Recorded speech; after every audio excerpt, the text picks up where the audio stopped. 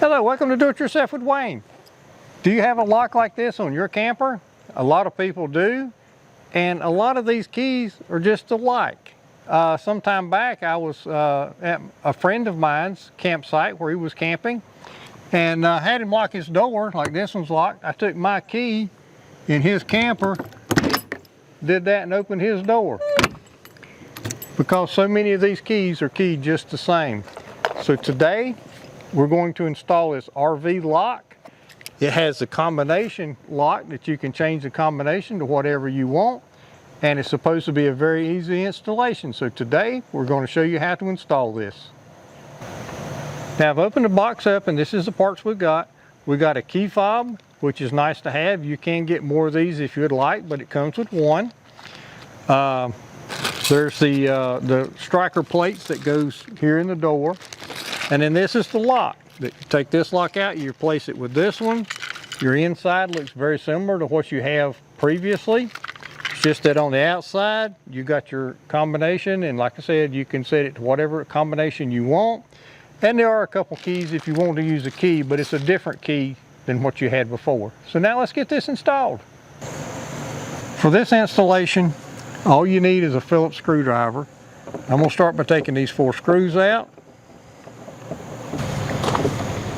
Now the outside should slide off. The inside should slide off.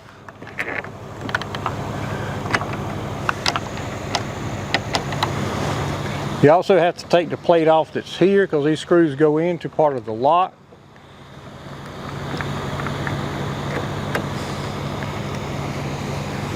And with those 2 screws out, the outside part will come out. Like so. And that just leaves a hole in your door that your new lock will go in. Okay, we're going to start with this part. Obviously it goes on the outside, but when you install this, I want you to be very careful that these wires don't get pinched when you put it in. This part has to go in first. So you come around to the outside of your door, you put that part in like so, get your wires stuck through here, and make sure they don't get pinched back in this area. And that's where your lock goes. Now your striker plate is this part. And if you look at it close, I'm not sure you can see this in the mirror, in the image, but one side these holes are countersunk just a little bit, and one side there's just flat. The countersunk part goes to the outside, goes right there. And then there's screws that come with it. Use the ones like this that have the flat heads. Take your screwdriver, get one of them started.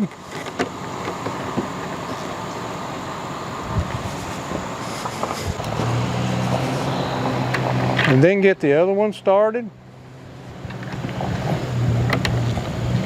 And then snug them up. When you're doing something like this, never tighten one screw up completely until everything is in place like you want it. Make sure it's aligned properly, and then tighten your screws up.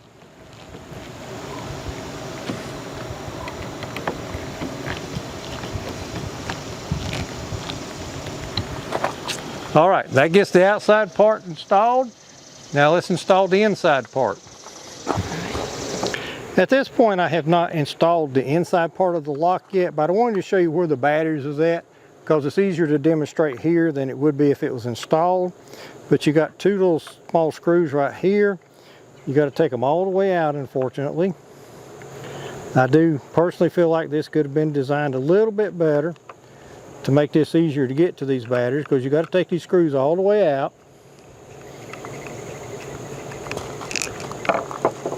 And then you lift this cover up and your batteries are right there. It does take 4 AA's, but it comes with the batteries. These are the batteries that came with mine. And then you put that back down, put the screws back in it, and that's how you change the batteries when they are needed to be changed. And I'm pretty sure that there's an indicator when the batteries start getting low. It will explain to you a little bit later when we talk about programming.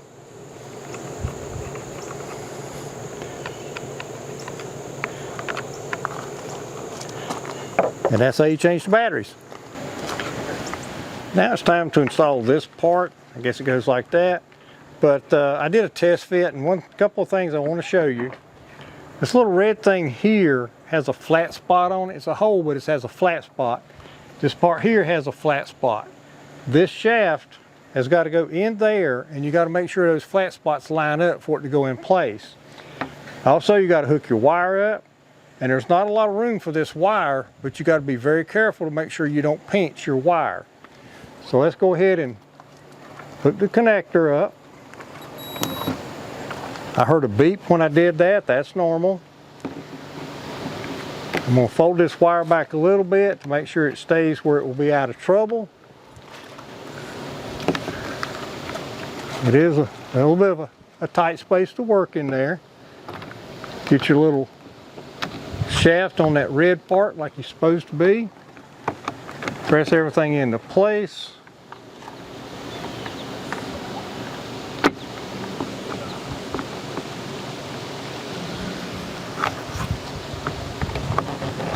Like so.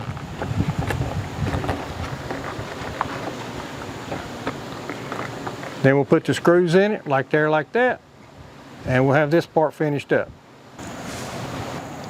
Now at this point I got my 4 screws started, but they're nowhere near tight yet. When you put this in, make sure that the edges fits flush on your door. If something is binding or not in place properly, you may see a gap here. If you see a gap, you need to wiggle it and figure out why, because if it fits properly, there will not be a gap around here, top or bottom. It should fit flush against your door. You may want to check and make sure, see there, our deadbolt's working, the door lock is working, so we know everything's working good. So at that point, I want to go ahead and tighten my screws down.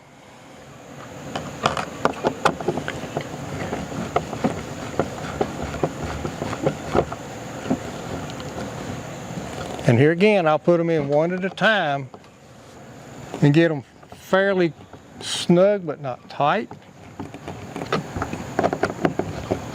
I know you probably can't see this from my hand, but I'm going around all 4 screws and just getting them close to being snugged up but not tight.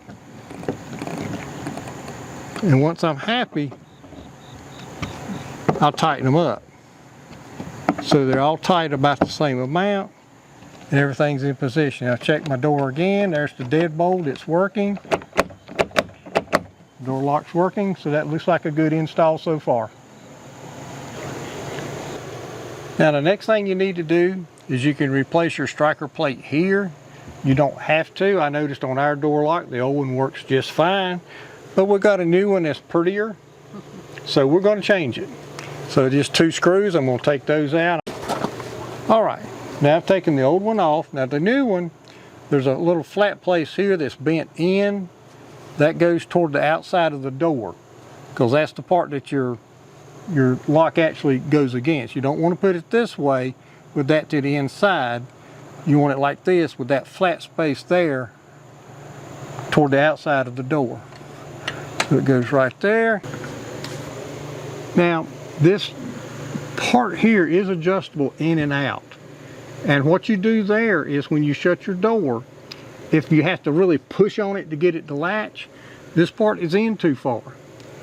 If your door shuts and latches, but there's a little bit of wobble in and out, and your seals don't seal good, it's too far out. You can adjust this a little bit in and out to get your door to lock and latch properly where you get a good seal, but it's not hard to latch.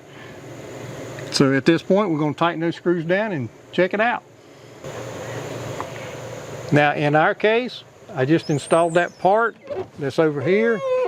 As you can see, our door doesn't latch. That's because this part is in too far. So I'm going to move it out just a little bit and try it again. All right, let's try it again. There it latched.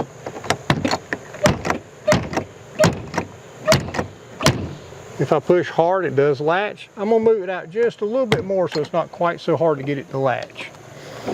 And when you move this thing, it doesn't look like it moves much. It doesn't have to be moved much. It's just very small amounts at a time. Okay, let's try that. Look at that. Just wonderful. No wiggle in and out. Seals are good and sealed. Shuts easy. Just the way it ought to be. Let's check our deadbolt. Key in it. Lock your deadbolt. Deadbolt latches. Unlock the deadbolt. Now I didn't go far enough, I guess. Oh, there we go. I didn't turn it the right way. And that unlocks the deadbolt. So there we go. Good install. Now let's talk about programming the lock. Now the default combination for your new lock is 1, 2, 3, 4. Now up here you got lock, now here you got unlock. To lock your door, you hit 1, 2, 3, 4, lock. You'll hear the mechanism make some noise, you'll hear the beep. When it gets through beeping, your door is locked. Okay? Now to unlock, do your code. Like I said, the default is 1, 2, 3, 4. And when you see the 1 and the 2, you don't have to hit this side and that side, just anywhere is 1 or 2.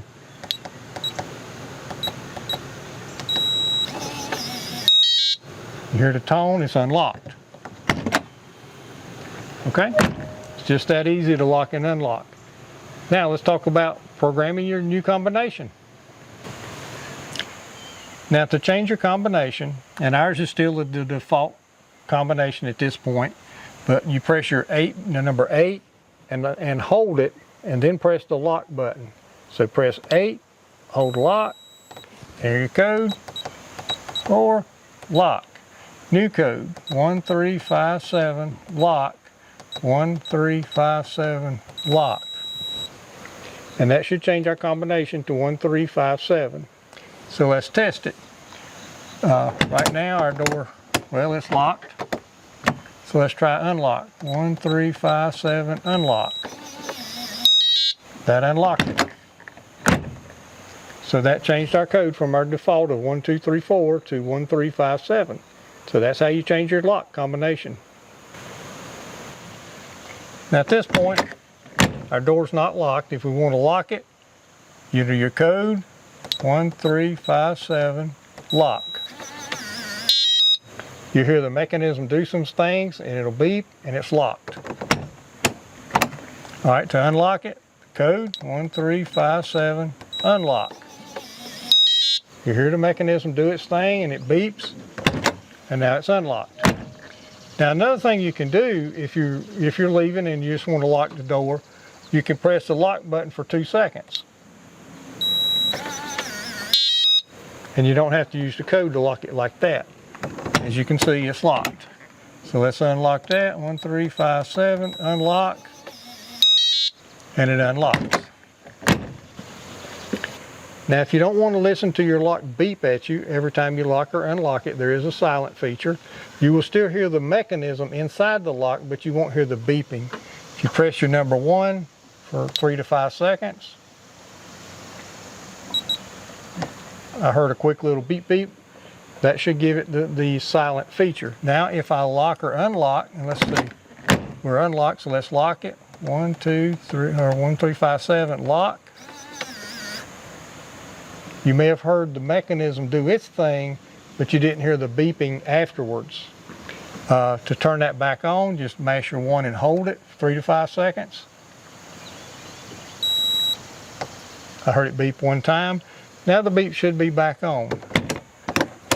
So let's unlock our door, unlock, and our combination is still the 1357, so 1357, unlock, and it beeps when it's through. So that's how you turn that beeping on and off if you choose to. Now with any mechanical or device, there's idiosyncrasies that it helps you to understand. So I want to talk about a couple things here. You've actually got 2 locks. This is your deadbolt lock, and this is the handle lock, just like on your old lock that you had on here. The combinations only lock and unlock the deadbolt. And I'm going to show you what I mean. I'm going to lock this thing. See, the deadbolt comes out. which locks the door, but your handle's not locked. Now you can't shut the door, but it only locks and unlocks the deadbolt. Now I'm going to turn that off, and now I can lock the door, close the door. The problem is, always make sure your key is on the outside of your camper somewhere. Get you a magnetic key box or something, put it under your camper somewhere, hide it somewhere, put it in the glove compartment of your car, but do something to keep a key on the outside, because if somebody happens to lock the handle's locked. Now if your key is inside your camper and somebody shuts the door, you can't unlock this. This combination will not unlock that lock. It will unlock the deadbolt, but not the handle. So you can't get in. You've got to have the key to lock and unlock the handle. So just make sure that you've always got a key that's accessible somewhere outside of your camper. Now the only thing left to program is your key fob, and we found it extremely easy to program the key fob. But for starters, ours is working at this point. If we hit lock, you can see the deadbolt comes out. If we hit unlock, it goes back in. There's a switch right here for off and on. If you push it down, that's off, and the key fob doesn't work. Okay, it doesn't lock or unlock. That switch has to be in the up position, which is on. And then to program it, there's a little button right here that says fob program or something like that. It's hard to read, but it's right there. You got to have something kind of pointy to get in there. But you press in on it, you hear the beep, you hit on your key fob, you hit unlock, you hit beep, you hit lock, and you hear beep. And that's all it takes to program it. Now one thing I learned a little while ago while we were practicing this is the key fob doesn't talk to the lock with the combination. It talks to the lock regardless of the combination, because we had our key fob programmed and I changed the combination and the key fob still worked. So just know that in the future, after you program your key fob, if you change your combination, you don't have to do anything to your key fob. It will still work with that lock. Now you've got two sides. You got the black buttons and the orange buttons. So you can program this for two different locks. A lot of campers have two doors. You can have separate locks on each of your doors. So your one key fob you can use for whichever door you want to come into. It's really cool. Now for my final review of this RV lock, combination lock for our camper. There's a couple things I don't like. You can only lock or unlock the handle with a key. And hopefully my neighbor with his lawnmower is not making too much noise. But I think the thing that annoyed me the most about the whole thing is the numbers. The numbers are 1 through 8. There's no 0 and there's no 9. The combination we wanted to use has a 9 in it. So we had to come up with a different combination. So I don't like that. Overall, I do like the lock. The installation was very easy. And I was really impressed with how easy the key fob was to program. And I like the fact that if you change your combination, you don't have to reprogram your key fob. I really like that. So overall, I really like this thing. A couple things here I wanted to point out here at the end. When you go to lock or unlock, if you hear a fast beep before the actuator does its thing, that means the batteries are getting low. That's important to know. And also, if you're going to put your camper in storage or not use it for a while, they recommend you remove the batteries so you don't have trouble with the batteries corroding and damaging, the inner workings of the battery compartment. One tip I'd really like to give people, if you watched the video, you saw me using just a manual screwdriver, removing and installing. If you've got a powered screwdriver, those are great for removing things like this. But I would recommend you not use a powered screwdriver for installing these things, because it's not uncommon for those powered screwdrivers to put screws in too tight. Sometimes they'll strip the screws out. If that happens, it can be fixed, but it costs you a lot more trouble. So anyway, that's my final tip for installing these things. Like I said, overall, I really like this RV lock, combination lock for our camper. And I'd just like to say we'd really appreciate it if you'd click like on our videos, and if you would subscribe to our channel. It really helps us grow to bring you more stuff. And at this point, I'd just like to say thank you for visiting DIY with Wayne, and we hope you have a great day.